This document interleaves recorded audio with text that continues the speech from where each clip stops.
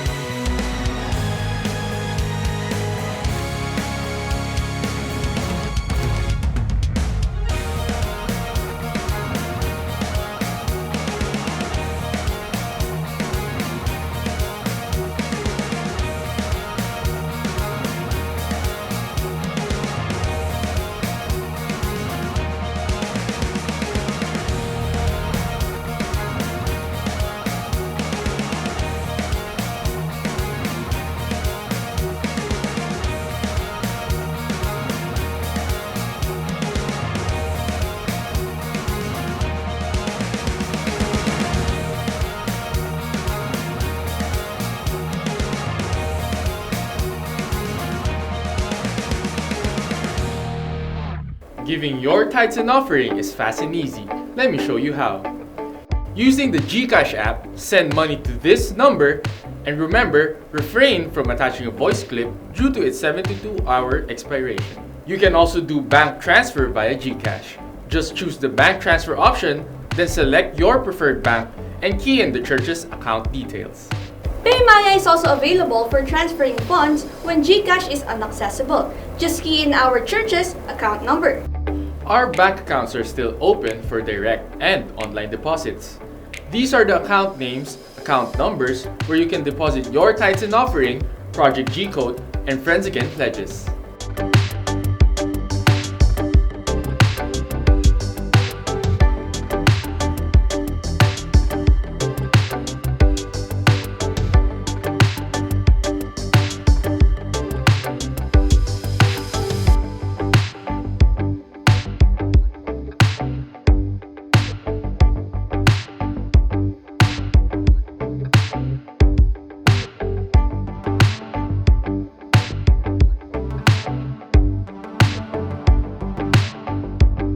Remittance centers such as Western Union, M. Luwalier, Cebuana Luwalier, and Palawan Express are also your options when giving. Please write down Judith Lagunsan or Efren Lopez as receiver and provide this contact number. To track your transaction, please make sure to send the details to the same contact number or send a photo of your screenshot of the transaction to our official Facebook page. To know more about our online giving, contact us at these numbers or send us a message on our Facebook page. Or visit us at our website at www.jctgbtg.com. Thank you for being our partners in sharing the gospel throughout the world. God bless everyone!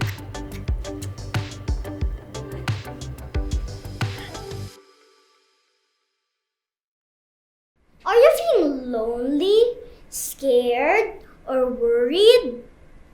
I get it too sometimes, but the Lord loves us so much that He has a gift for me, you, and all of us. Do you know that Christ died for our sins? Yes, He sacrificed Himself for all of us, and He was buried. But on the third day, He rose again. Hooray! So whenever you feel scared, sad, or worried, remember what Jesus did for us. Acts 2:38. We must repent and be baptized in the name of Jesus Christ for forgiveness of our sins. We'll receive the gift of the Holy Spirit. Believe the gospel. Obey the gospel.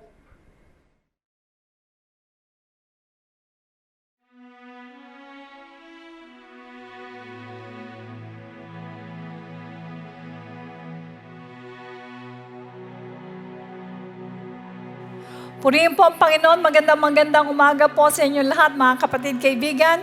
Welcome po sa ating Friends Again and Jesus Christ, to God be the glory.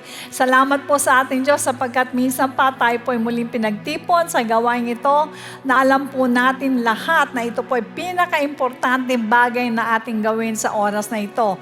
Na tayo po ay talagang magkaisa upang itaas ang pangalan ng ating Panginoon, maluwalhati natin siya at mapasalamatan natin siya at tayo po ay makapakinig ng salita ng Diyos. Amen? Ngunit bago po tayo sumulong, tayo po muna ay magbasa ng ilang talata sa Biblia. Ang sabi po sa Psalms 86, verses 7 to 10, In the day of my trouble, I will call upon you, for you will answer me. Among the gods there is none like you, O Lord, nor are there any works like your works. All nations whom you have made shall come and worship before you, O Lord, and shall glorify your name. For you are great and do wondrous things, you alone are God.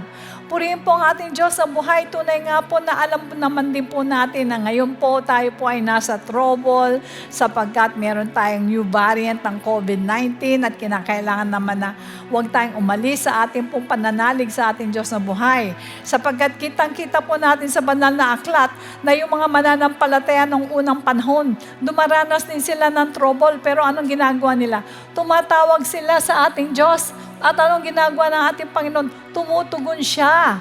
Sapagkat bakit ang ating Diyos ay talagang there is none like Him. Siya po ay tunay na Diyos at alam po natin kung ano po mga ginagawa niya, mga miracles. Nagbabasa tayo ng Biblia, nakikinig tayo ng Biblia, nakikita natin na yung mga imposible ay nagiging posible sa Kanya.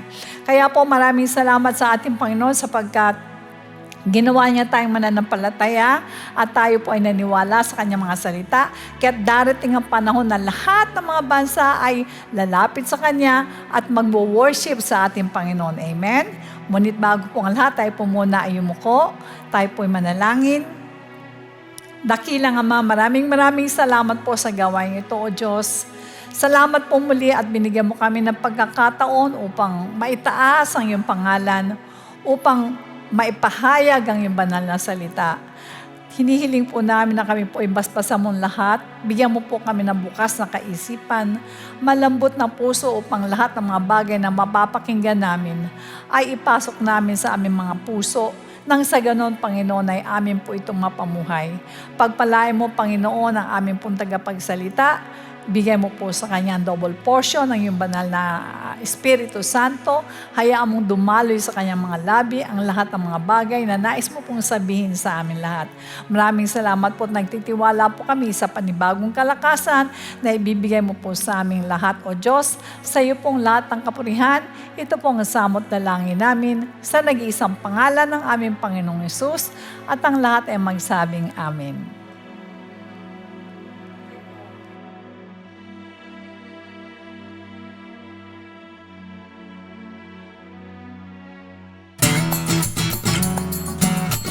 We love you, Jesus, and we keep falling in love with you.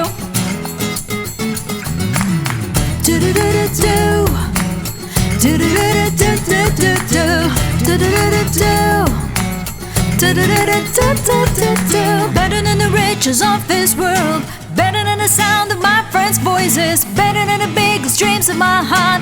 That's just the start. Better than getting what I say I need, better than living the life that I want to, better than the love anyone could give. Your love is. You hold me now in your arms and never let me go.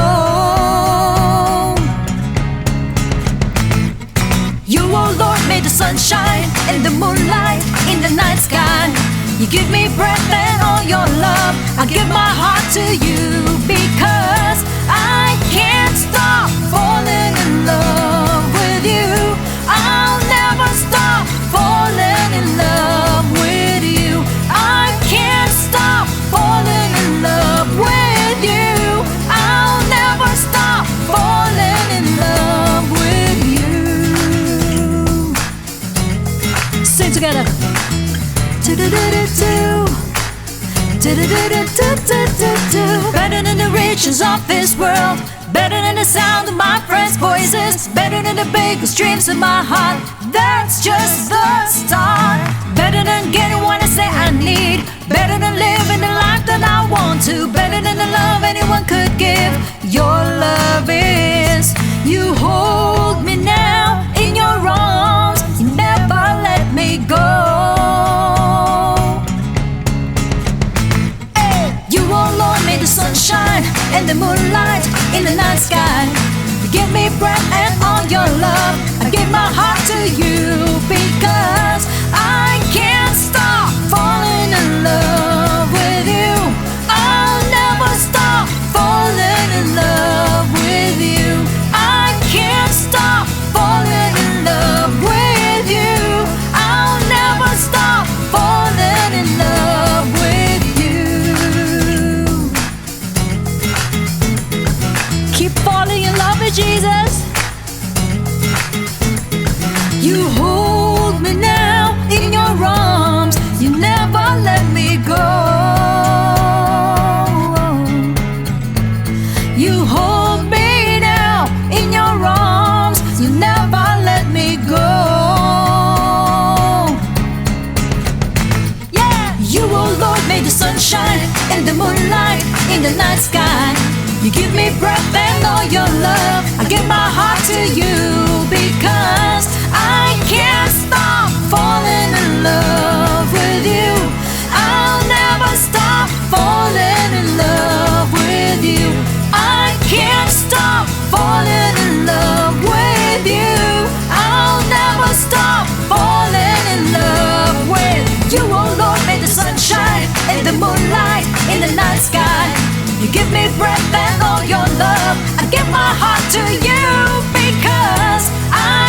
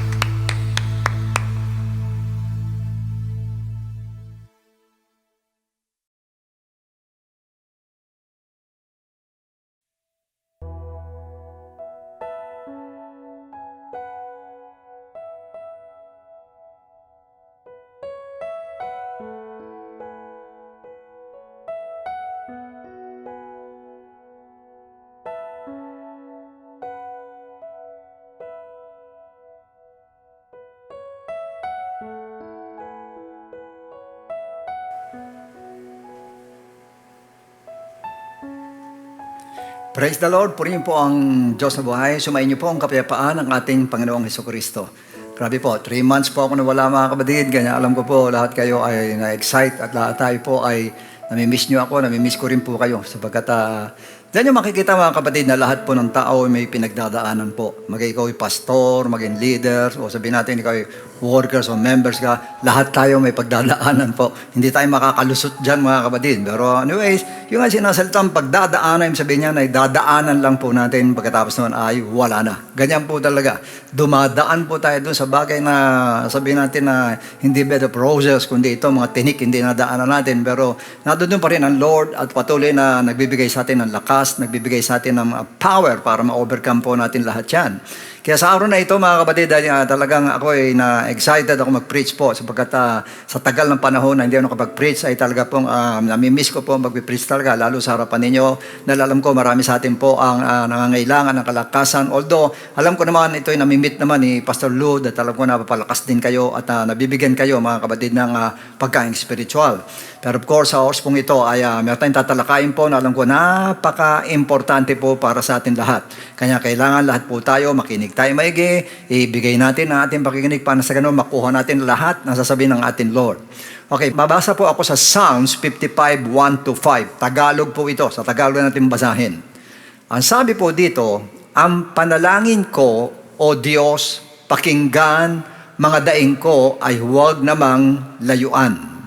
Lingapin mo ako ay sagipin sa bigat ng aking mga suliranin.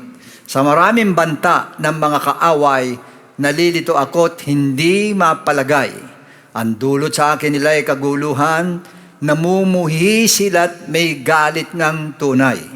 Itong aking puso'y tigib ng lumbay sa aking takot. Take note, takot na ako ay pumanaw. Sa tindi ng takot, ayun na naman, ang takot. Ako'y nanginginig, sinasaklot ako ng sindak na labis. Take note the word sindak. Pero bagong lahat, yuko natin ang ulo natin, tayo manalangin. Dakilang salamat ulit sa iyo, Diyos, sa isa pang pagkakataon pinagkaloob mo sa amin para kami muling mag-aral ang salita mo, Ama. Hinihiling ko sa iyo, Lord, na padaluin mo po special anointing sa iyong lingkod, batungo sa lahat ng mga anak mo, O Diyos, at manguna ka, mangusap ka sa amin, O Lord, para bigyan ng kalakasan ng lahat ng mga anak mo, O Diyos, na nag-iintay ngayon, Panginoon, at nakikinig, Panginoon, para mapakinggan ang iyong boses, Ama. Bahala ka na po, Lord. Tulutan mo yung anointing mo dumaloy sa amin, Panginoon. Power mo dumaloy sa amin, Lord, para kami po ay makikinig at mawala lahat ng mga takot sa aming puso at isipan, O Diyos, kundi ang nando ng katapangan at ang kapayapaan, Panginoon. I-anoint mo yung lingkod, O Diyos, at bahala ka na po sa amin, Lord. Maraming salamat po, Lord, in Jesus' name. Amen and amen. Okay, mga kapatid, sa talatang binasa po natin ay may pinahiwatig ang psalmist po sa atin. Una, sinabi niya yung banta ng kaaway niya ay nagdulot sa kanya ng kalituhan at kaguluhan. To the extent na nanginig po siya sa takot. Take note, nanginig sa takot. Now, naniniwala ako na ito ay takot mamatay o takot makapatay ng kaaway. Dahil tinablan siya o nilukuban po siya ng sindak, yung salitang sindak. Yan ang gusto kong bigyan ng diin sa inyo sa lahat, yung salitang sindak or takot. For information, ang labanan ngayon po ay sindakan lang. And that's the title for today, sindakan lang. Kanya huwag kayong pasisindak. No, alam nyo, naalala ko mga kapatid, alam ko na ipatuto ko na sa inyo nung araw ito, nung ako ay high school pa, ay meron akong pilyong ka-eskwela mga kapatid na medyo mistiso siya, na medyo mistisong Amerikano na malaking bula siya, malakas siya, at madalas mga kapatid, marami siyang nasisindak doon sa klase po namin. Now, hindi sila makibo, pati ako hindi makibo, dahil sa laki niya mga kapatid, inaamin ko, ako mismo medyo sindak ako sa kanya, andap ako sa kanya, kasi ang laki niya. Kaya nga, tupi kami lahat sa kanya, mga kapatid. Pero minsan, kumakain kami sa kantin, sa tapat ng school, may hawak ko po yung siopaw, kinakain ko. Abay, biglang lumapit sa akin, pinisil niya yung ketchup doon sa kamay ko, sumabog yung ketchup doon sa siopaw ko, mga kapatid. Pinagtawanan ako ng mga kaeskwela ko.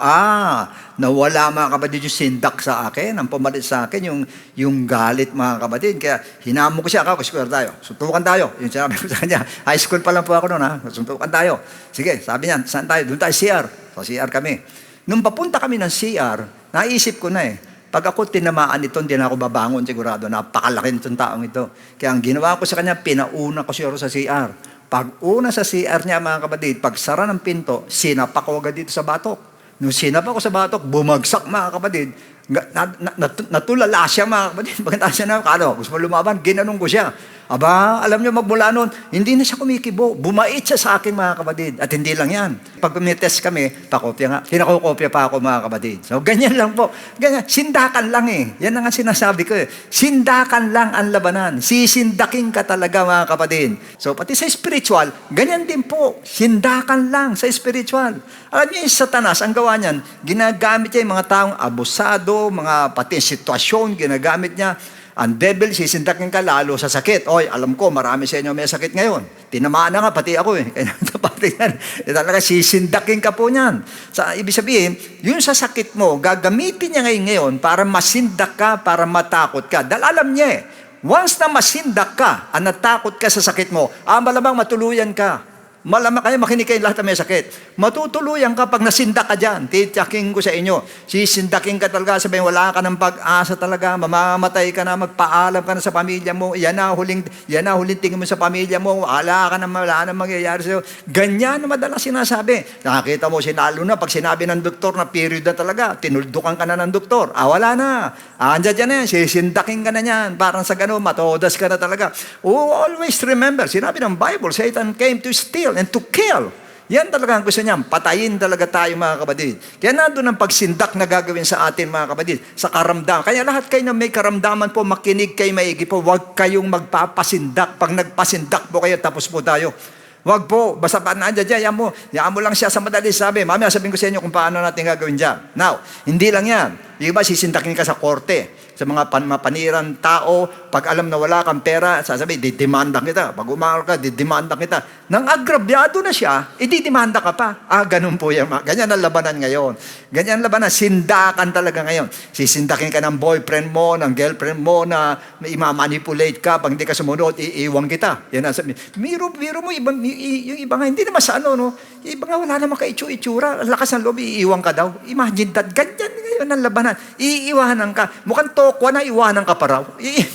Ako naman nagtataka sa ibang babae, mukhang tokwa na, hinahabol pa, mga kapatid. Kanya sa pato yung pinapaalam ng Lord sa atin eh. Ano yung hinahabol mo? Ang dami naman tokwa sa palengke. Kanya sa pato nga, pinapaalam ng Lord po sa atin. Sinisinda ka lang yan. Sinisinda ka lang. Para ba ibig sabihin, wala ka na makakita, bandalaki. Huwag kayong mag-alala. Marami po, ang Diyos ang magbibigay niyan. Boyfriend, ang Diyos ang magbibigay. Pero huwag ka nga magpapasindak. Maging economic crisis. Ilan sa inyo po natatakot ngayon sa economic crisis, sisindakin ka, maghihirap ka, wala na yung business mo, hindi naaahon yan. Kasi ngayon may global crisis ngayon, hindi ka naaahon, hindi ka naaasenso, hindi ka na makakabawi. Puro ganyan ang sasabihin niya.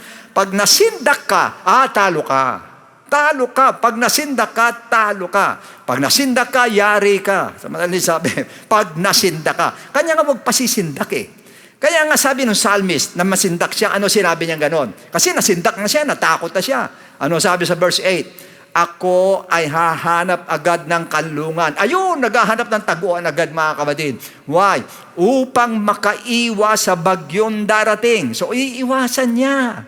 Magtatago siya, iiwasan niya, which is a very bad idea. Hindi dapat ganun po. Pagdating sa sindakan, hindi pwedeng magtatago ka. Pagdating sa sindakan, hindi pwedeng iiwasan mo. Hindi pwede po. Why? Most of us know the story of Esther. Alam natin yan. Yung Jewish na babae who became a queen. Naging queen po siya. Now, Esther replaced Queen Vashti because she refused to come when King Ahasuerus called for her. Tinawag siya, hindi lumapit. Now, Esther was the cousin of Mordecai. Now, one day, Haman, the right hand of the king, got very furious. Nagalit si Haman with Mordecai, yung pinsan ni Esther, because he refused to bow down before him. Kasi gusto niya, pag dumadaan siya, yuko lahat yung mga Hudyo. Hindi yumuko si Mordecai. And so he made a decree to kill and annihilate all the Jews to pacify his anger. Papapatay lahat ang mga Hudyo para na sa ganun po yung kanyang anger ay mawala yung galit niya. Ganun katindi si Haman, mga kapatid. But when Mordecai learned about this, he was so bothered and he went to Esther to ask for help. nagpunta siya kay Esther. Now, he requested Esther to talk to the king to spare the lives of all the Jews. Sinabi niya, "Oy, Queen Esther, kailangan kausapin mo yung hari dahil kung hindi, papatay lahat ng Hudyo." Now, I believe that when Esther heard him, she was greatly afraid. Namutla ito si Esther. Nung marinig niyang lalapit siya sa hari, namutla siya. Kasi ang kinatatakutan niya at kinasisindakan niya, sa pulo maging reyna siya, yun lumapit sa hari nang hindi siya pinatatawag. Dahil kapag ginawa niya yon, may decree kasi yung hari na pag lumapit ka sa kanya at hindi mo dala yung scepter, ay papatayin ka. Yun ang decree niya. At yan ang kanyang kinasisindakan, yan ang kanyang kinatatakutan, dahil alam niya kapag lumapit siya, patay siya. Takot mamatay, takot mapatay. Yan ang nasa puso ni Esther, mga kapatid. Pero wala makinapon na. Kung ano yung kinatatakutan niya, doon siya nilagay ng Lord sa ganoong sitwasyon. Kung ano yung kinasisindakan niya, doon siya mismo nilagay, pinwesto ng Lord. Ulitin ko ulit. Kung ano yung kinatatakutan mo, at doon ka ilalagay ng Lord. Kung ano yung kinasisindakan mo, doon ka ilalagay ng Lord. Nangyari kay Esther. As what I told you a while ago. For your information, yan po nangyari sa akin. Eto, magpapatotoo na po ako sa inyo. When I was about 20 years old, mga 20 anyos po ako noon. Nagdadrive ako sa father ko. Ngayon, one day, nagpahatid siya sa UST Hospital. Ngayon, nung hinatid ko siya, lumakad siya, ang lakas-lakas niya, talagang lakas siya, pasok siya rin sa loob. Ngayon, nagtataka ko, mga 4 na oras na, halos 5 oras, hindi pa siya lumalabas. Inip na ako sa kotse, talagang pumapadyak na ako sa buwisit ko, sa inis ko. Walang ano-ano, lumabas siya. Abay, paglabas niya, nagulat ako. Abay, talagang lulugo-lugo siya, namimilipit sa sakit, mga kapatid, at hindi makausap sa madaling sabi. Tinanong ko siya, ba't kayo nakaganyan? Hindi ko matandaan ko yung sinabi niya na kinateter ako o kinayod yung prostate ko. Alin sa dalawang sinabi niya, hindi ko matandaan. Pero bumaon sa isip ko po yun. So, sabi nga niya, panay daing niya, hapdi ka, sakit ka, nakuluwis ka. Pero may sinabi siya Pero alam ko kung mag-iingat ka, hindi mo abutin to. Pero hindi yun ang pumasok sa isip ko. Ang pumasok sa isip ko, ang hapdi, grabe, sakit nito, mamatay ako sa sakit nito. Panay, daing niya sa loob ng kotse, talagang hindi siya, talagang halos mahimatayin siya sa loob ng kotse, mga kapatid. Bumaon sa isip ko po ngayon yun, yung nakita ko sa kanya. Nagkaroon ako ng phobia. Basta binangkit niya silang prostate, nagkaroon ako ng phobia, mga kapatid. Nasa isip ko agad, pag sinabing prostate, kayod, catheter, yun ang nasa mind ko ngayon. So dahil dyan, nagkaroon ako ng regular check-up. Nung araw po talaga, every 6 months, magpapa-check-up ako. Blood chem, X-ray, ECG, lahat yan, para check-up, para sigurado. But 13 years ago, magmula ngayon 2021, 13 years ago, ang sabi ng doktor ko, Mr. Santos, medyo nagkakaedad ka na, kaya siguro maganda magpa-ultrasound ka ng prostate mo. So ako naman, walang naramdaman. Okay lang, sige, nagpa-ultrasound ako, pero mabanggit yung prostate, medyo tumaas yung kilay ko, mga kapatid. So since I don't feel anything, nagpa-ultrasound ako. At nakita, may enlargement ako ng prostate. So hindi ko rin pinansin, kasi wala naman akong naramdaman irregularities o discomfort, wala akong naramdaman. Kaya sige lang, okay lang, no problem sa akin. But after 4 years, naramdaman ko, nag-observe ako, may water retention ako. Kahit na jumingle, mamaya, mayroon pa rin naiiwan. Pero hindi ko pinansin.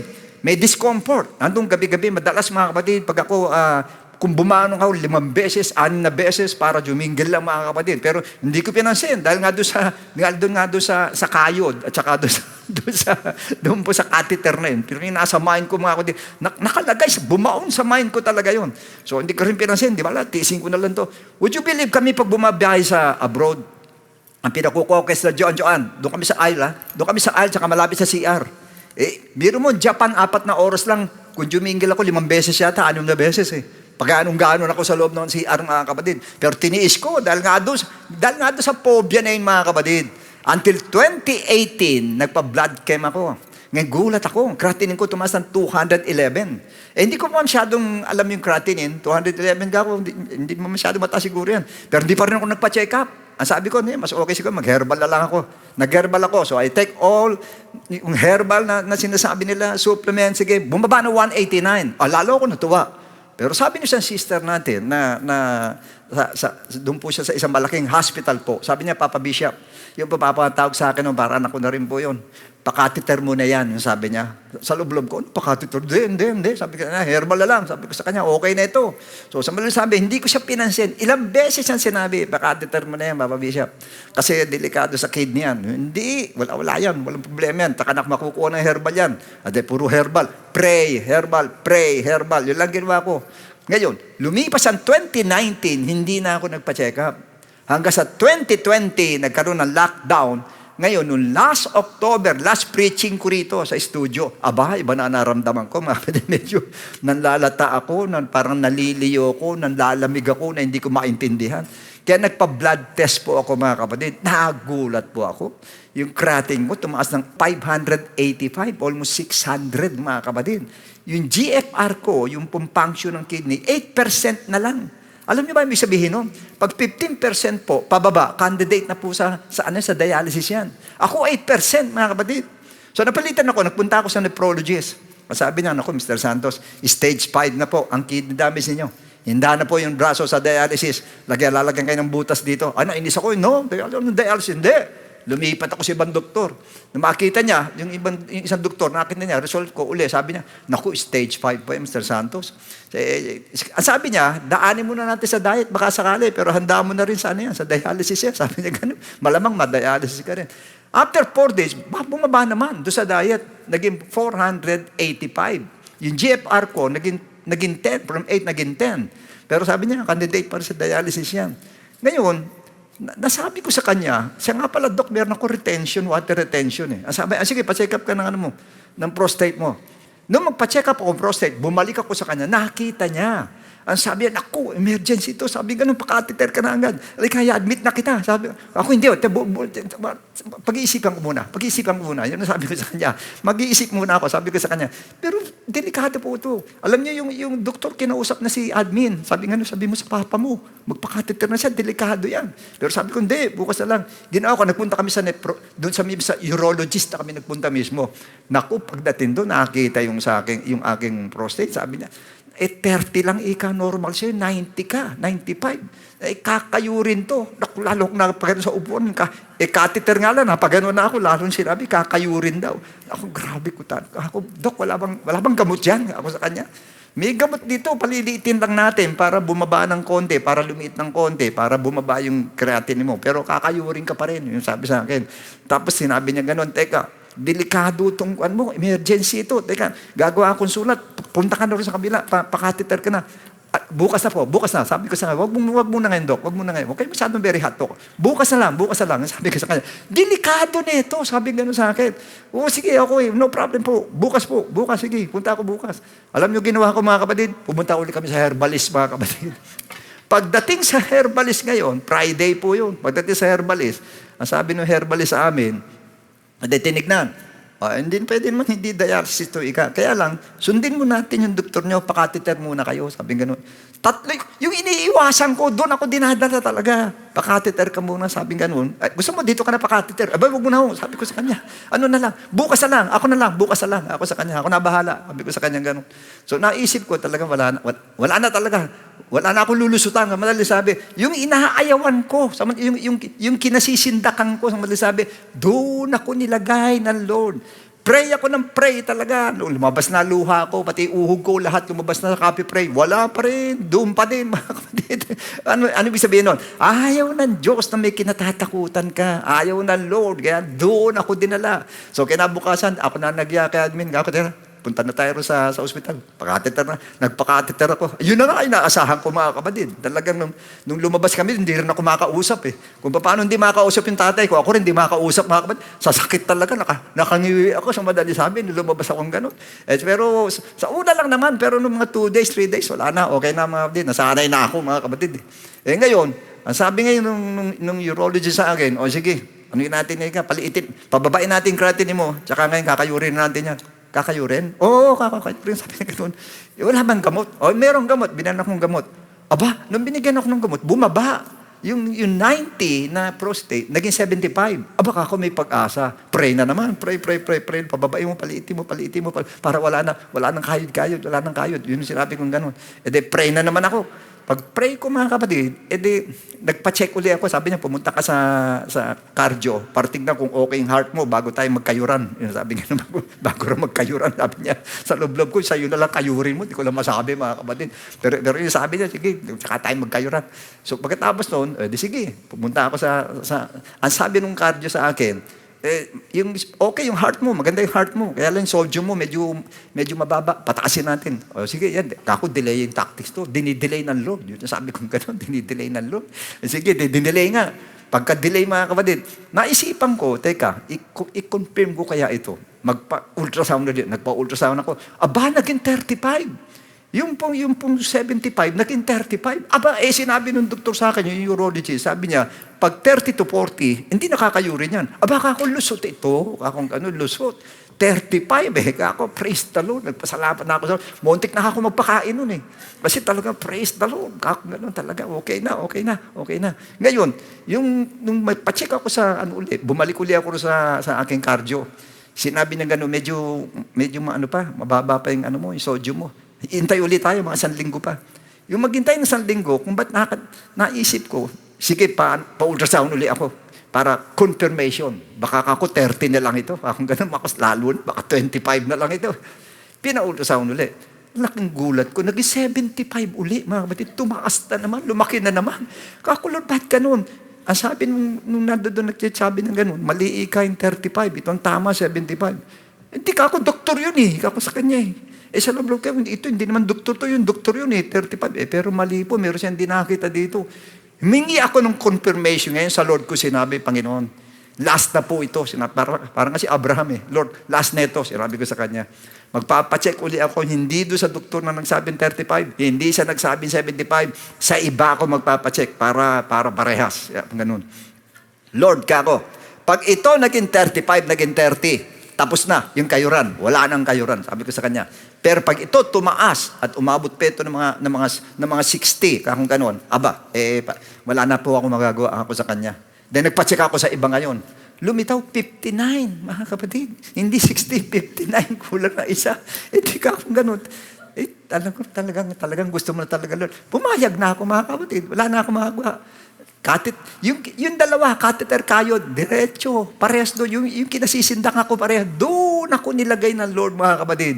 Pero alam niyo ang buti ng Lord, mga kapatid. Alam niyo kabutihan ng Lord. Noon naandun na ako, mga kapatid, medyo nawala naman yung sindak ko, nawala, mga kapatid. Lalo na po nung dinala ko sa operating room, mga kapatid, nandun kami, nakahilera kami room, para kami isdang bilasaro, nakadiretso kami, dire-diretso. Sunod-sunod kami, mga kapatid. Ang dami palang katulad ko, mga kapatid. Kami, nakahilera kami lahat doon. O sige, sabi ko sa kanya, sige lang, palakasan lang ng loob. Ngayon, lahat ng pinag-pray ko sa Lord na gusto kong mangyari, tinupad ng Lord, mga kapatid. Parang walang nangyari. Sabi nga sa akin ng doktor, patutulugin daw ako. Ginawa, nilagay na ako sa operating room. Nilagay na akong gano'n. Sinabi ko sa doktor, Dok, di ba patutulugin ako? Matulog ka lang. Sabi niya gano'n sa akin. Basta patutulugin ka niya. Pero may in-injection na siya. Hindi ko nga naramdaman yung injection eh. Yun pala, yun pampamanhid pala, kalahati lang. Mami, nilagay na ako ng tela rito. Nag-uusap sila, mga kapatid. Pag-usap ka ako sa doktor, Dok, yung pampatulog. Dahil gusto ko na matulog ako sa kanya. Kasi baka maramdaman ko yun. Ako ganun. Sabi, sige, basta matulog ka lang. Sabi ganun. Kalahating oras na. 45 minutes na. Usapan pa rin sa usap. Dok, yung pampatulog. Wala na, sinaksak na. Okay, mamaya makakatulog ka na. Sabi ganun. Pagkalibas sa 1 oras, ako, Dok, yung pampatulog. Hindi na, tapos na. Tapos na pala yung operation, mga kapatid. Hindi ko alam, tapos na pala yung operation. O sabi, gusto kong bigyan din yung biyaya ng Lord nandun talaga. Wala akong naramdaman. At alam niyo, nung pumasok ako noon sa ospital, talaga nahando doon. Paano kaya mangyari dito? Talaga, kasi tagal ko na din na ospital eh. Kaya dito, medyo sindak ako talaga, sabi. Pero yung pagkatapos sa operation, na-appreciate ko yung ospital eh. Alam niyo kasi, nung kinuha na ako, pupunta ro sa sinindak na naman ako ng demonyo eh. Nung pupunta ako doon sa operating room, ando doon si admin, ando si Elderway, ando si Pastora. Noong nilalabas akong ganyan, kumaway sa akin si kumaway si Willie sa akin. Ang sabi ni demonyo sa akin, yan na huling kaway mo sa anak mo. Sabi ganun. Todas ka na, sabi sa akin. Kumisa akin si Leslie, yan na huling halik ng panganay mo. Wala na yan. Ngumiti si pastor, yan na huling ngiti ng asawa mo. Sabi ko, grabe mga nilalagay sa isip ko talaga. Kaya dinala ako sa ospital. Nakatulala akong gano'n. Nandun ako sa stretcher. Grabe mga nilalagay sa ulo. Ganyan ang demonyo. Talaga sisindakin ka talaga. Pero nung katapos na, nung binalik ako, may grabe. Ang ganda pala ako ng kwarto rito. Kasarap pala magpahinga rito. Ganun. Dito pala talagang pahinga ka pa talaga. Hindi, kinuumport ako ng Lord, mga kapatid. Inalis lahat yung sindak. Tinanggal. Ayaw ng Diyos na nasisindak tayo, mga kapatid. Kung tutusin, ang dali kong pagalingin ng Lord eh. Isang kumpas lang ng kamay, liliit yung prostate na yan eh. Isang kumpas lang ng kamay, baba na yung creatinine niya. Walang problema sa Lord eh. Kaya yung sindak, yan ang gustong alisin ng Lord. Yung natatakot gustong alisin ng Lord. Bakit gustong alisin ng Lord? 2 Timothy chapter 1 verse 7, sinabi ganon, for God has not given us a spirit of fear, but of power and of love and of sound mind. Hindi siya nagbigay ng spirit of fear. Spirit of fear is not from God. Kanya ayaw ng Lord na may fear tayo, may sindak tayo, hindi sa Kanya yan. Anything na hindi sa Kanya, ayaw niyang nasa atin po. Ayaw niya nasa atin. It's from the devil. But God gave us the spirit of power, the spirit of sound mind, and peace. Yun ang binigay ng Lord sa atin. At yun ang ine-expect ng Lord sa atin po. Sa anuman sitwasyon, no matter what, anuman ang sitwasyon, anuman ang nararamdaman mo, anuman ang nangyayari sa paligid, dapat yung sindak wala, yung takot wala. Hindi dapat tayo nasisindak, mga kapatid. Now, I remember Joshua. In the book of Joshua 1, 6-7, ano sabi ganon? Kasi si Joshua po, papasok na ministry of conquering. Yun ang gagawin niya. Ko-conquer siya. Take note the word conquer. Ko-conquer siya. Ang una sabi sa verse 6, be strong and of good courage. For these people you shall divide as an inheritance the land which I swear to their fathers to give them. Be strong and of good courage. Inulit sa verse 7, only be strong and very courageous, that you may observe to do according to all the law which Moses, my servant, commanded you. Do not turn from it to the right hand or to the left, that you may prosper wherever you go. Be strong. 2 beses sinabi ng Lord kay Joshua, be strong and of good courage. Now, meaning, do not be afraid. Because you will face a big battle that Moses did not experience, and that is to conquer the land of Canaan. Honestly speaking, ano mako-conquer o mapoposes kung meron kang kinasisindakan? Wala ka mako-conquer. Wala ka mapoposes. Ang gusto ng Lord sa atin, i-possess mo ang prosperity, i-possess mo ang healing, yan ang gusto ng Lord sa atin. Pero pag may kinasisindakan ka, hindi mo mapoposes yan. You cannot conquer any kind of disease. You cannot possess healing kung kinasisindakan mo yung mismong sakit. Likewise, you cannot conquer any financial difficulties kung may kinasisindakan kang economic crisis.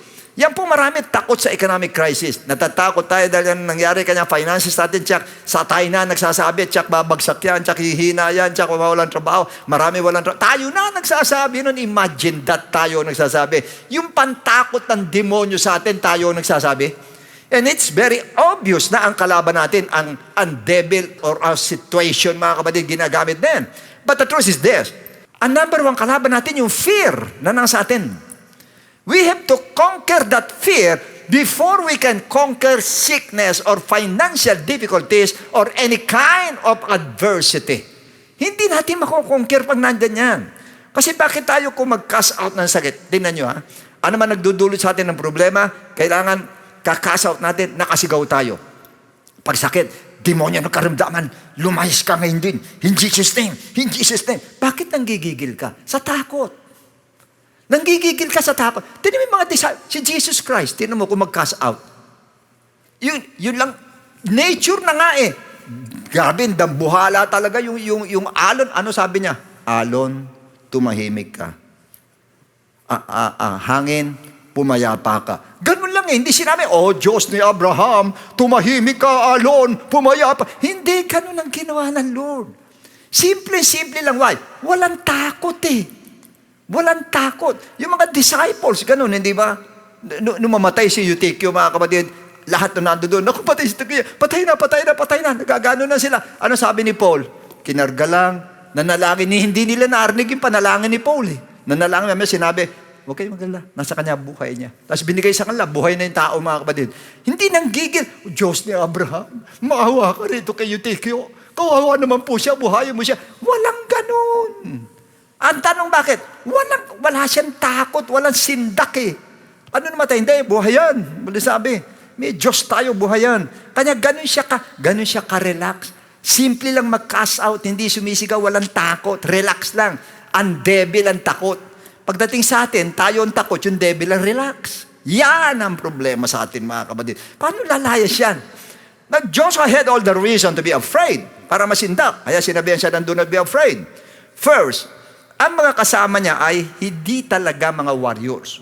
While ang kalaban nila, mga veteranong warriors. Second, konti lang sila. Ang kaaway nila, maraming kaalyado.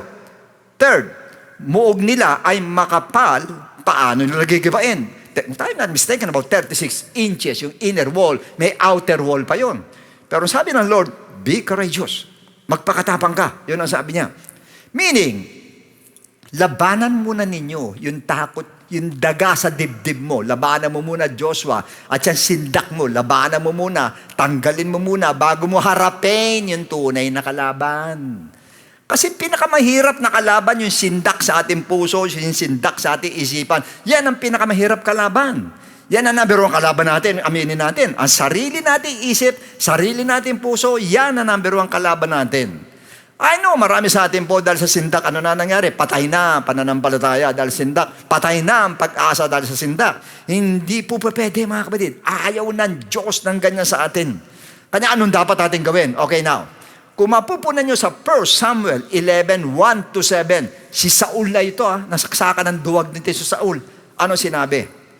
And Jabez Gilead ay kinubkob ni Nahas na hari ng mga Amonita. Na mapaligiran niya ang mga lunsod, nagpadala ng sugo sa kanya ang mga taga-roon. Sinabi ng mga sugo, kung magkakasundo tayo, pasasakop kami sa inyo. Yan ang sabi. Sumagot si Nahas, sige, makikipagkasundo ako sa inyo. Yan ang sabi ng kalaban. Kung padudukit ninyo sa akin ang kanang mata ng bawat isa sa inyo, sa gayon mapapahiya ang buong Israel.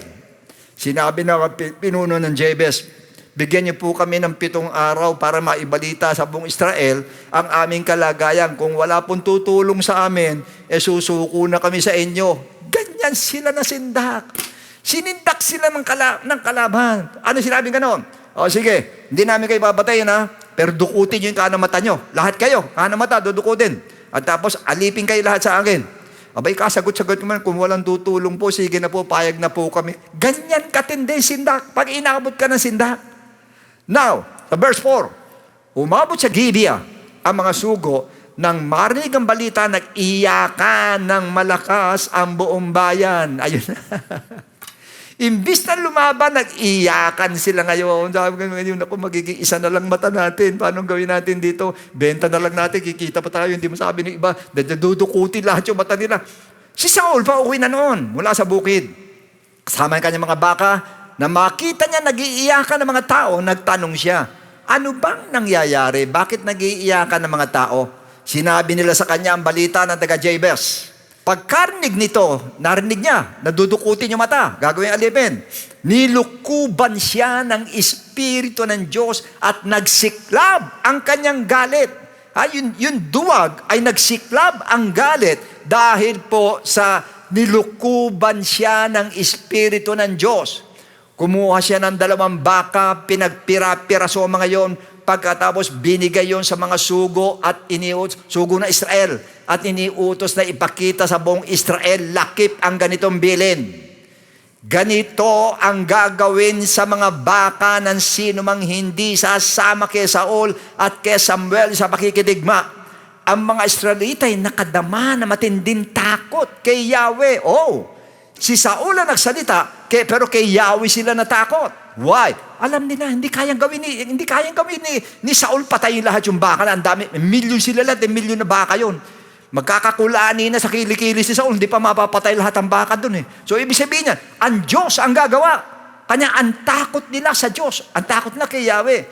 Kaya silang lahat ay nagkaisang sumama sa labanan, nawala yung sindak. Why? Kung si Saul nagpasindak, naging alipan na sila, iisa pa mata, puro buka nila sila lahat, isa pa mata. Pero hindi siya pumayag. Anong ginawa niya? Yan ang tanong. Hindi niya muna hinarap yung kalaban nila.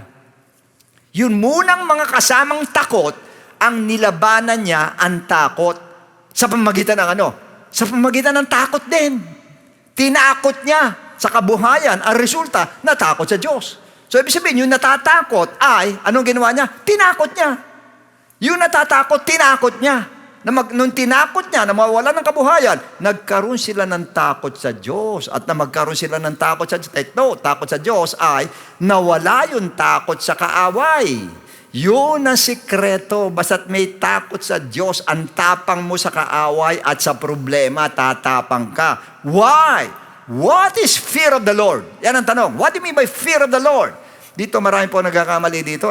Kung sinabing fear of the Lord, nang nanginginig tayo sa takot sa Diyos, hindi po yan ang ibig sabihin yan. Although isa sa ibig sabihin yan, pag sinabing fear of the Lord, takot kang gumawa ng masama, takot ka sa mga bagay na hindi maganda, that is good. Totoo yan. Pero sa Proverbs 8:13, sinabi ng fear of the Lord. The fear of the Lord is to hate evil. To hate evil. Pride, arrogance, and the evil way. Evil way. Hate evil and evil way. And the perverse mouth I hate. So pag sinabi po na fear of the Lord, you hate evil. Namumuhi ka sa masama. Anong masama? Okay, kasalanan masama yan. Dapat mamuhi tayo, pero hindi dyan lang ang ibig sabihin yan. Pag sinabi you hate evil, may sakit ka. The evil of sickness, you hate evil of sickness. Dapat namumuhi ka sa sakit, hindi natatakot sa sakit, namumuhi ka sa sakit, lalo cancer. Ay, ba't ka matatakot? In cancer po, you don't have to fear cancer, but you have to hate cancer. Because cancer is evil. Kaya dapat mamuhi tayo doon sa cancer, mga kapatid. Naalala ko isang worship leader na isang malaking church po siya. At sabihin natin talagang worship pastor siya, kung tawagin po. Napahintulot siya, nagkaroon ng cancer. Kaya wala siya, mga kapatid, pero kaya bumalik siya uli, malusog na siya, maganda na yung katawan niya, mga kapatid, at naka-recover po siya. Kumanta siya, umawit siya, in Jesus name pa yung awit niya. Tapos nung mga kapatid, nag-exhort siya. Sa huli na exhortation niya, 3 bagay ang binanggit niya. I hate cancer. I hate cancer. I hate cancer. Hindi niya sinabing, I fear cancer. Ang sinabi niya, I hate cancer. Because those who fear the Lord hate evil things. Kinamumuhian mo yan, bagay na yan, mamumuhi ka dyan. Dahil kasi ikaw ay takot sa Diyos, kanya ikaw namumuhi ka doon sa bagay na hindi maganda. Kanya dapat pag may cancer ka, kamuhian mo ang cancer. Hindi ka takutan, kamuhian mo ang cancer. Kamuhian mo ang karamdaman. Because basically, hindi naman lahat, basically ang karamdaman po sa devil galing, mga kapatid. Hindi man lahat, pero basically dyan po sa demonyo galing. Kaya hindi natin dapat katakutan ng sakit, kundi dapat po kamuhian natin ang sakit. Dahil yan ang sumisira sa temple of God. Yan ang pumapatay sa tao. Anything na pumapatay na ganyan na hindi maganda, mga kapatid, dapat po ay mag-hate po tayo dahil sa evil po yan, mga kapatid. Kaya sa parte nga may karamdaman kang bigat karamdaman mo, hate that disease, hate that sickness. Kailangan nandun ang hatred natin sa kanya, hindi sa tao, kundi doon sa sakit, mga kapatid. Kamuhian natin ang sakit. Hindi katakutan, kamuhian natin ang sakit. Hindi lang yan. Financial difficulties, saan ang gagaling po? Economic crisis. Katulad ngayon, saan ang galing ang economic crisis? Sa pandemic. Saan galing ang pandemic? Diyan sa virus na yan. Ano nangyari sa virus? Kinatakutan natin ang virus. Ba't mo katatakutan na evil yan? If you really love God, if you really have the fear of the Lord, you have to hate that virus. Kasi evil yan. Kaya dapat yan ma-hate tayo doon sa virus na yan, mga kapatid. Hindi matakot, ma-hate tayo po. Kamuhian natin ang virus na nagdudulot po ng economic crisis, mga kapatid. Kaya in other words, sa financial difficulties, hindi natin dapat at matakot. Huwag kayo matakot sa financial difficulties. Ma-hate po tayo dyan dahil hindi yan ang gusto ng Diyos sa atin. Yan po, evil yan, mga kapatid, na makita, naghihirap tayo, na tayo po miserable ang buhay natin. Ayaw ng Lord. Ayaw ng Diyos ng ganyan. Ang gusto ng Diyos, mga kapatid, tayo, hindi ko sinasabi mayaman. Hindi gusto ng Diyos lahat tayo mayaman, hindi sinabi ng Lord dyan. Pero lahat tayo dapat nandun, nakakaraos tayo, lahat tayo nandun, nakakabawi tayo, dapat ganun tayo. Pero pag nagkaroon tayo ng financial problem, madalas natatakot tayo. Negosyante, natatakot tayo. Baka hindi ako makabawi. Huwag mong katakutan. Huwag mong katakutan. Hate! Hate bankruptcy! Dapat kamuhian natin ang bankruptcy. Hindi katakutan, kamuhian po natin dahil hindi sa Diyos ang mabankrupt ka, mga kapatid. Hindi sa Diyos, kahit sabihin pa na anong naging dahilan yan, hindi kalooban ng Lord na mabankrupt ka. Ang gusto ng Diyos, buhay na kasisi, ang bigay sa atin, John 10:10, yan ang gusto ng ating Lord. Kaya ibig sabihin doon sa parting yan, pinapaalam ng Diyos sa atin po na pagdating sa financial difficulties, huwag niyong katakutan po.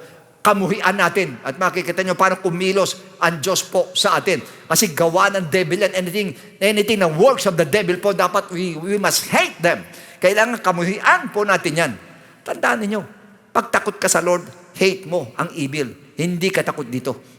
Kaya kayo lahat na may sakit, kayo lahat na may karamdaman, huwag kayo matakot sa karamdaman po. Kamuhian yung karamdaman. Dahil naniniwala ko, ayaw ng Diyos sa atin yan. Ayaw ng Lord sa atin yan.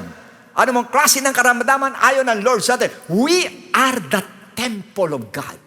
Kung temple of God, tayo hindi gugustuhin ng Lord. Ang temple of God, meron pong karamdaman. Ayaw ng ating Lord. Kaya lang sometimes yan, naisahan tayo dahil nasindak tayo, natakot tayo, kanya ganyan ang nangyayari po. Kanya nga, isang malaking example na ako, nagkaroon ng sindak, kanya yan ang nangyari, mga kapatid. Kung di ako nasindak, dapat wala ako sa ganito. Kaya lang yan ang nangyari, mga kapatid. Kaya nag-lesson po yan. Kaya hindi pwedeng sindak dito, mga kapatid. Ang kailangan po, palaban tayo rito dahil ang labanan po ay sindakan lang. Ang labanan. Now, going back to Esther. May takot, lumapit sa hari, pero bakit pumayag siya at nawala ang takot niyang gawin yon? Yan ang tanong ngayon. Sa Esther 4:11-14, Tagalog ulit ito. Alam ng lahat na walang tinatangi ang batas ng kaharian. Sino man lumapit sa hari, maging lalaki o babae, na hindi pinatatawag ay papatayin maliban kung ipatong sa kanya ang gintong setro. So pagka yung scepter hindi binigay sa'yo, hindi ka pwede lumapit, totodasin ka, maging sino ka man, babae, lalaki, lahat, kahit sino hindi pwede. 30 araw na akong hindi pinatatawag ng hari. Yun ang sabi niya, nang matanggap ni Mordecai, sabi ni Esther yun, 30 days na ako hindi pinapatawag ng hari, kaya hindi ako pwede lumapit yan.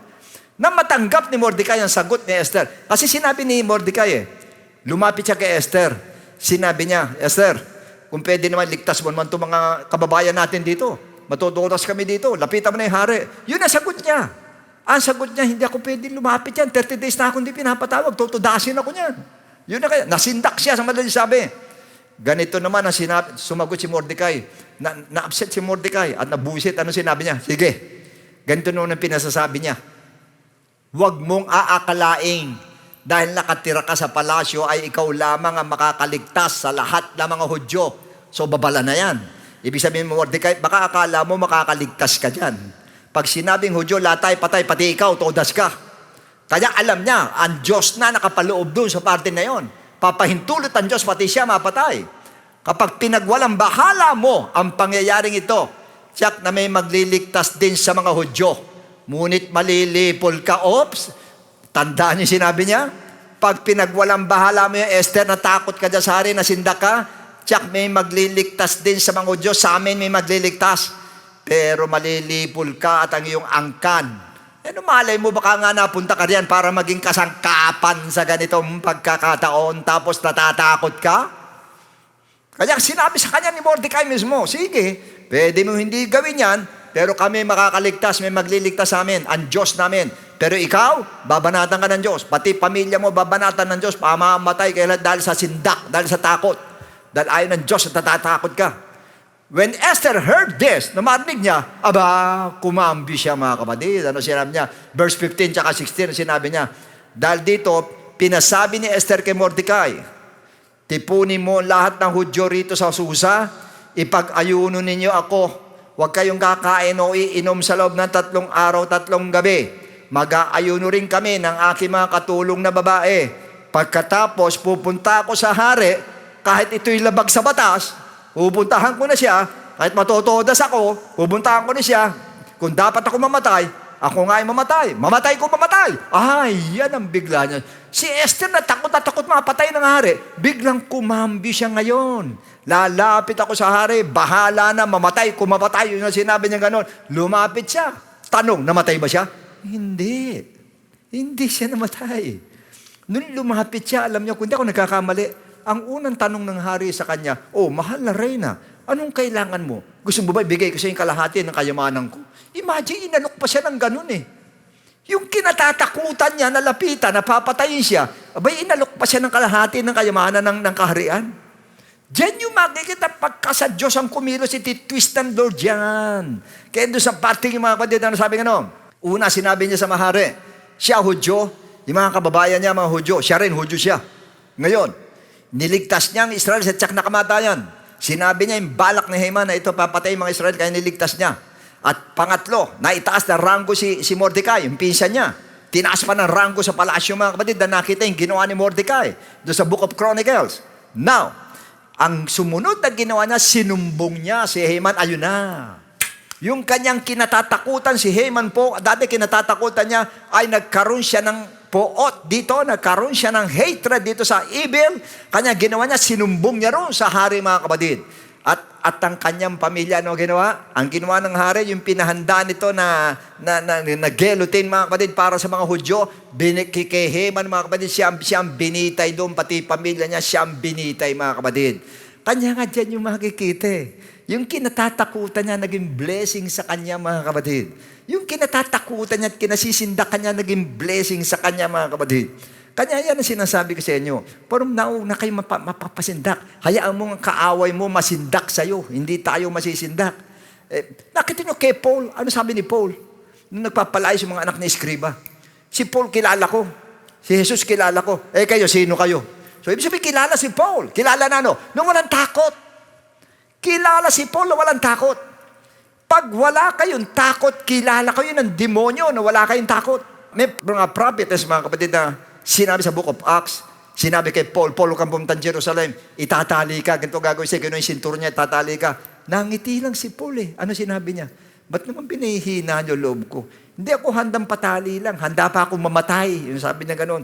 Paano mo tatakutin to? Handa mamatay. Sa kanya nga, to die is gain. Sa akin, mamatay, pakinabang. Gusto ko nga para makasama ko na ang Lord eh. Paano mo tatakutin yan? Kung ganyan tayo, paano tayong tatakutin? So, ibig sabihin, sa parte pinapakita ng Lord sa atin po, yun natatakot mamatay, lalong mamamatay. At yun hindi natatakot mamatay, ay lalong hindi mamamatay. Yan po ang kuwan ng Lord, lalo ka hindi mamamatay. Alam nyo, naalala ko yung palabas eh. Patayin sa sindak si Barbara. Hindi ko lang kung napatay si Barbara eh.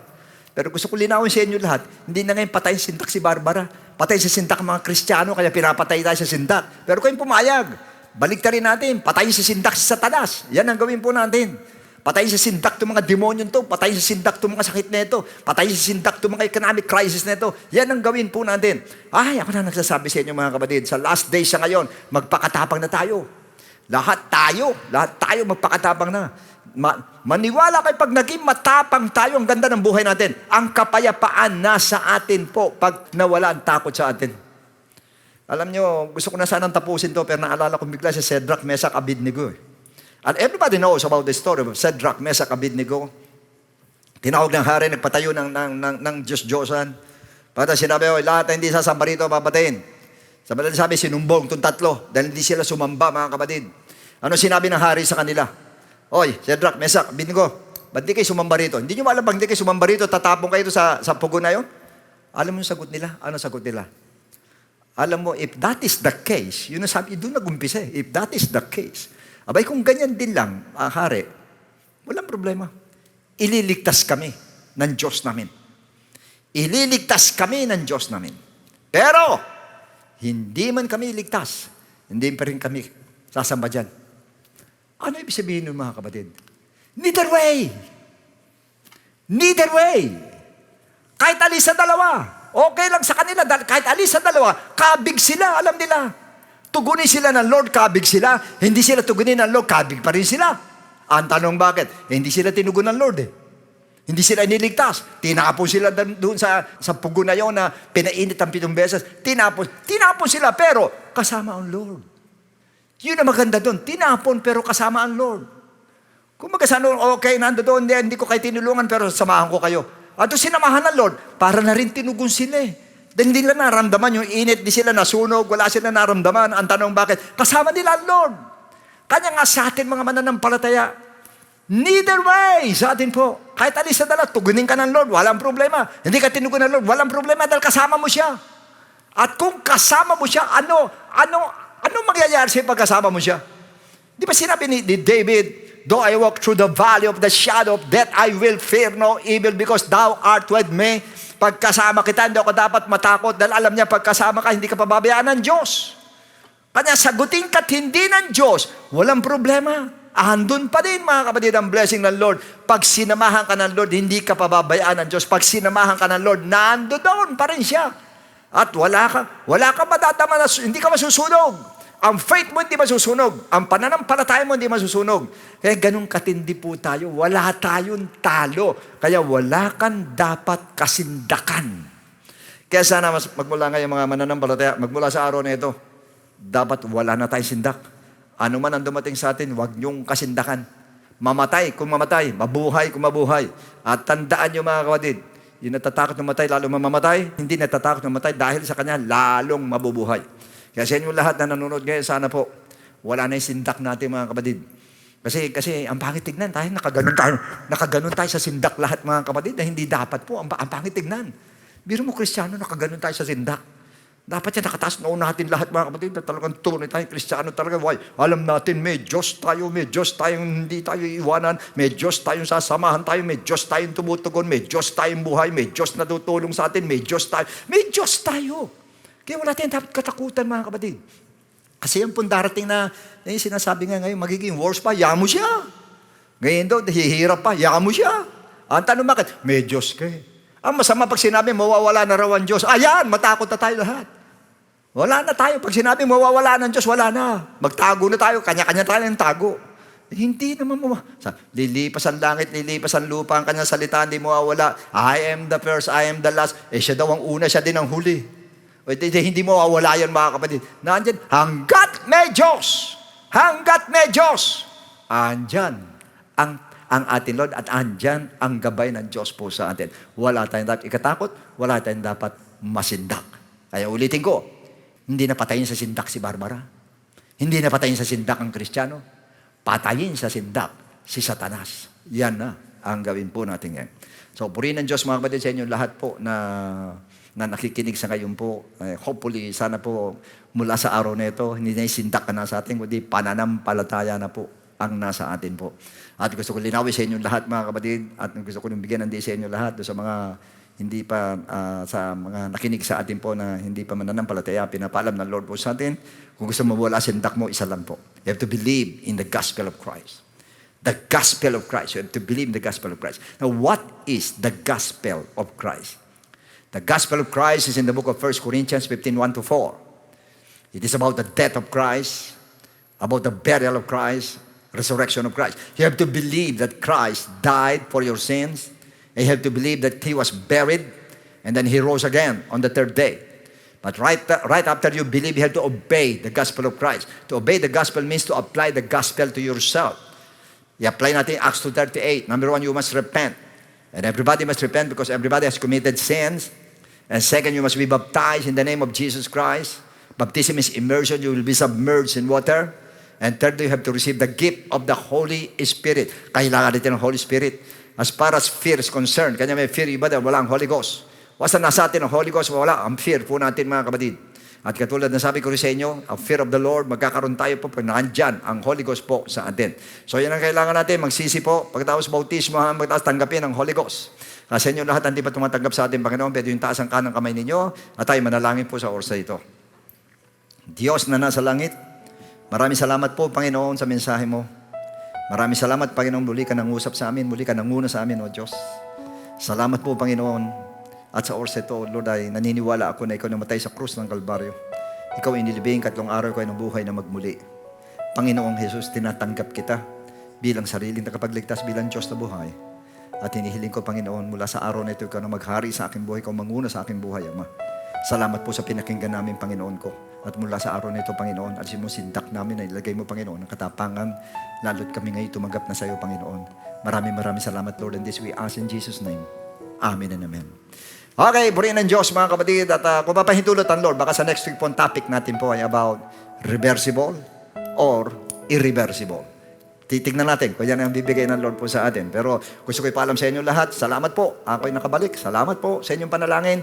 Sa lahat ng nanalangin sa akin po. Thank you so much po. At salamat din po at muli nakita-kita po tayong lahat. Thank you so much and may God bless you all.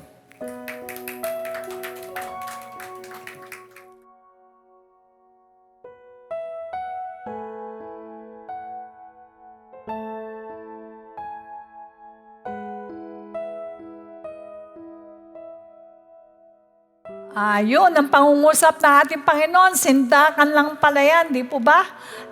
Madalas po tayo po ay talagang takot na takot kapag tayo po ay may problema.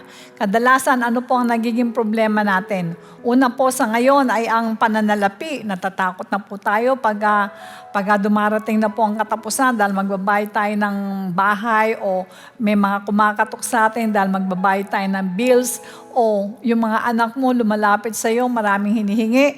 Takot na takot tayo. Pero ano pong sabi ng banal na aklat? Kinakailangan tayo po ay matapang. Pero sa ganitong paraan, mga kapatid, paano natin may papamuhay ang katapangan kung hindi natin ipamuhay ang ganitong bagay? Sa Proverbs 8:13, ang sabing ganon sa ipinangaral ng ating beloved bishop, the fear of the Lord is to hate evil, pride and arrogance, and the evil way, and the perverse mouth I hate. Ayun, para tayo po tumapang, kinakailangan po meron po tayong takot sa ating Diyos. Kamuhian po natin ang paggawa ng masama. Ibaba po natin na ating pride, yung pagiging arrogante natin, sapagat bakit? Ayaw ng Panginoon na masama ang lalabas sa ating mga labi. Kaya sabihin mo sa katabi mo, hate evil. Yan. Pag tayo po ay nagpapakabuti sa harapan ng Panginoon, napakaganda po sapagkat tayo po ay gagawin niyang matapang. Hindi tayo kayang sindakin.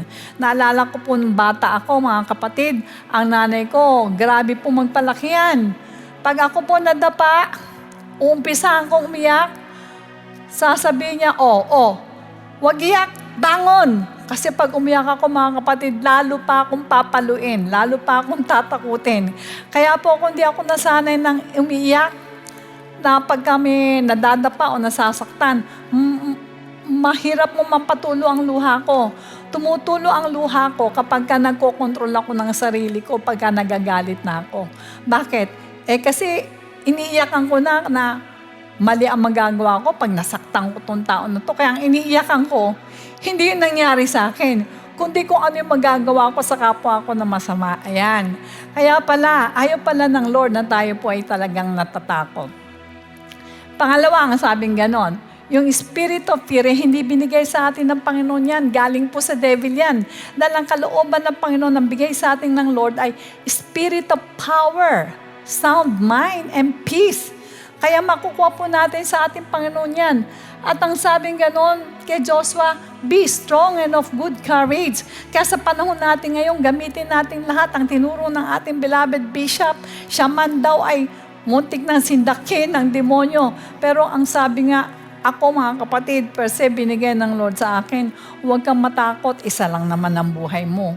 Pangalawa, may nakatakda naman talagang kamatayan sa tao. Wala namang taong nabuhay ng forever and ever. Hindi mo lang nga alam kung kailan. Pangatlo, kung pangangalagaan mo ang buhay mo, hahaba ang buhay mo, makukuha mo pangako ng Lord. Kaya mga kapatid, sa ngayon, huwag tayong pasisindak sa kaaway. Palagi dapat na tayo po ay nakataas ang ating mga kamay sa ating Panginoon. Pang sa ganun, palagi tayong matapang at kaya natin siyang i-resist sa ating mga buhay. Amen? Samantala, tayo po ay dadako sa ating pagbibigay. Buksan po natin ang ating banal na aklat. Sa Matthew chapter 13 verses 23, but he who receives seed on the good ground is he who hears the word and understands it. Who indeed hears the word and understands it, who indeed bears fruit and produces some 100-fold, some 60, some 30. Purihin po ang Diyos, ito po ay iba't ibang klaseng puso na hinasika ng salita ng Diyos. Pero yung pang-apat na puso ang gusto ko pong talakayin dito. Sabi, but he who receives seed on the good ground is he who hears the word and understand it. Kinakailangan ng puso po natin na maging good ground sa harapan ng Panginoon. Na ibig sabihin kapag tayo po ay nakapakinig ng salita ng Diyos, naunawaan natin yan. At ang sabi ganon, yung mga nakikinig nito, naunawaan niya, namumunga yan, marami siyang bunga. Sabi, some 100-fold, some 60, some 30. Ngayon, ang tanong, ano yung bunga? Maring ang bunga sa atin nung tayo naging Kristiyano, dati-dati mainisin tayo, naging mahaba ang pasyensya natin. Dati-dati tamad tayo, naging masipag tayo. Dati-dati madamot tayo, naging mapagbigay tayo. Maraming nababago sa atin. Yun ay tinatawag din na bunga. Ngayon, sa panahon natin ngayon, kailangan din mamunga tayo tungkol sa pagbibigay sa gawain ng Diyos. Kasi marami sa atin, sa mahirap tumutulong tayo, sa kamag-anak tumutulong tayo. Pero sa gawain ng Lord, zero. Hindi po kinakailangan dapat zero ang gawain ng Panginoon sapagkat galing po sa Kanya ang lahat ng yan. Kinakailangan po una nating bibigyan ang gawain ng Panginoon. Amen? Nang sa ganun po, yung ating pong pamumunga, kasama dyan doon na namunga tayo, na tayo po ay nagmahal, gumalang sa ating Panginoon sa pamamagitan ng pagbigay sa gawain ng Diyos. Amen? Ngayon po tayo po ay magbibigay na. Pero for complete details of our online giving, please refer to the ways and means to give. Sa ating pong AVP, sa unang part ng ating programa, nandoon po nakasaad kung paano po tayo magbibigay at kung saan po tayo magbibigay. Maraming salamat po sa mga kapatiran na walang sawang sumusuporta sa ating mga gawain at ganoon din po sa mga satellite members natin na nag-tune in. Please give your tithes and offering to your respective satellite churches. Para naman po sa mga viewers from other churches, pakibigay ang inyong kaloob sa kanya-kanya ninyong iglesia. Also, we have our one-on-one online counseling via Zoom every Sunday until 3 p.m. Please visit the link to be posted after our online service. Purihin po ang Diyos. Ngayon po, ayuko po natin mga ulo. Tayo po ay manalangin na. Amang banal na sa langit, tunay po na napakarami pong bagay ang nagpapatakot sa amin at nagpapasindak sa amin. Ngunit kayo, Panginoon, ay hindi nagbigay sa amin ng espiritu ng takot, kundi binigyan mo kami ng espiritu na kung saan kami po ay may kapangyarihan, may sound mind, at may kapayapaan. Salamat po, O Diyos, sa mga pananalita mo at turo ng aming beloved Bishop at sa kanya mismong experience. Salamat at napagtagumpayan niya ito, sapagkat alam namin na ito po isa niyang test at pinasa niya ang kanyang pagsubok. Salamat din po, Ama, sapagkat dala-dala po namin ngayon ang iyong katuruan na kinakailangan po kami ay maging strong and very courageous. Sapagkat ano po mangyayari sa amin kung di kami malakas at mga duwag kami, wala kaming kakayanin mga problema. Kahit iunat mo ang iyong mapagpalang kamay sa bawat isang mga anak mong nandito, igawad mong basbas, gawin mo pong matapang, gawin mo po, Panginoon, na strong, pang sa ganon ay katagpuin ang mga problema, O Diyos. Huwag pong madaling matakot, bagkos ang kaaway namin ng tatakbo. Kami hindi po tatakbo sapagkat kami po ay hine-hate namin ng evil, kahit kami po ay patuloy mong pagpapalain. Pagpalain mo ang kaisipan ng iyong mga anak, huwag mong pabayaan na madaya ng devil. Pagpalain mo rin ang physical na pangatungan ng iyong mga anak. Huwag mong pahintulot sa mga sakit, especially sa COVID-19. Abutin mo rin yung mga kapatiran namin na nasa malalayong lugar, nasa iba't ibang bansa. Sakupin mo rin sila ng aming prayers na to. Patuloy mo rin ipagkaloob ang proteksyon para sa lahat sa amin, sa lahat po ng mga kababayan namin, sa lahat ng mga kamag-anakan namin, sa lahat ng mga kaibigan namin, O Diyos. Salamat ng marami sa paggabay mo sa amin. Patuloy po namin pinapanalangin, Lord, na ibuhos mo masaganang pagpapala pagdating po sa pinansyal. Pagpalain mo po't basbasan ang kaloob ng iyong mga anak. Huwag mo pabayaan na kahit isa man sila, sa kanila ay may magdahop. Ibuhos mo masaganang pagpapala katulad ng pangako mo sa Biblia. At ganoon din po, Ama, dinadalangin din po namin, Lord, na makalaya na po kami sa new variant na to ng COVID-19 upang makasulong na po kami.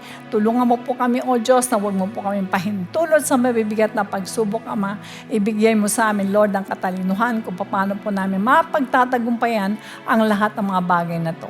Sa iyo po ang lahat ng kapurihan, Panginoon. Ito po ang samot dalangin namin sa nag-iisang pangalan ng aming Panginoong Jesus at ang lahat ay magsabing Amen. Purihin po ang Diyos. Maraming salamat po sa inyong pakikisa, sa inyong pong pagdalo. Alam po ninyo, napakalaki pong blessing ang ibinibigay ng Panginoon sa kanyang mga anak na talaga naman nandun ang pagsunod sa dakilang kalooban ng ating Panginoon. Hanggang sa susunod po nating pagkikita dito po sa ating YouTube channel ng Friends Again of Jesus Christ. To God be the glory. God bless you all.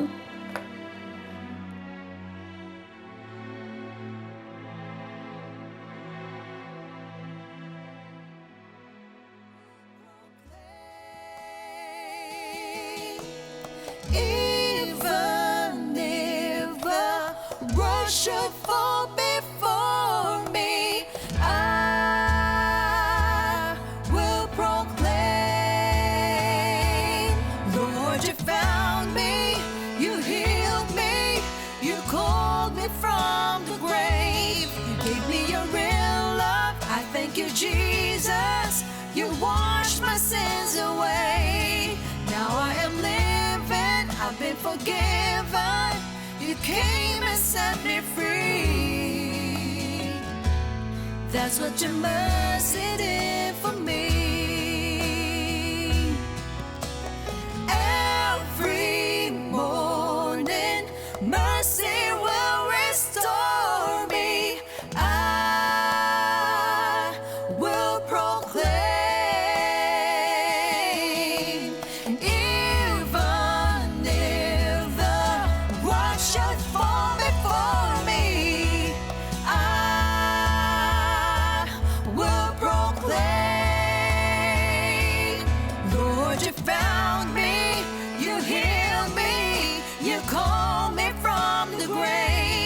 Give me your real love. I thank you, Jesus. You washed my sins away. Now I am living, I've been forgiven. You came and set me free.